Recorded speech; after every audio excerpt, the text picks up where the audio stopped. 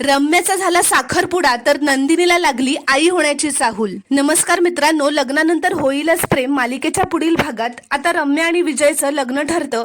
म्हणून वसुंधरा रम्याला असं म्हणते की आता तू रम्या विजय मतकरी होणार आहेस। तर रम्याला हे ऐकून इतका राग येतो की ती चिडतच म्हणते असं कधीच होणार नाही आई, कारण रम्याच्या पुढे कायम एकच नाव लागणार आहे, ते म्हणजे पार्थ देशमुख। तर आता रम्या आणि विजयचा साखरपुडा असतो। विजय रम्याला गुडघ्यावर बसून अंगठी घालतो, पण मित्रांनो रम्याला विजयशी लग्न करायचं नसतं म्हणून ती अजिबात खुश नसते। तर साखरपुडा चालू असतानाच नंदिनीला अचानक उलटीसारखं होऊ लागतं, म्हणून ती वर तिच्या खोलीत जाते, कारण नंदिनीला आता आई होण्याची चाहूल लागलेली असते। तर रम्याला तेवढाच चान्स मिळतो। ती म्हणते नंदिनीला बरं वाटत नाहीये, त्यामुळे तिला आधी खाली येऊ देत, मगच आपण कार्यक्रम चालू करूयात। तर पार्थ म्हणतो नाही, त्याची काही गरज नाहीये रम्या, तू सुद्धा अंगठी घालून घे विजयला।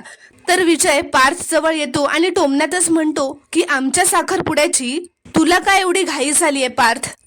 तर हे ऐकून काव्या सुद्धा त्याच्याकडे बघू लागते। तर मित्रांनो, तुम्हाला हा प्रोमो कसा वाटला ते कॉमेंटमध्ये नक्की सांगा आणि चॅनलला प्लीज सबस्क्राईब करा आणि व्हिडिओला एक लाईक नक्की करा।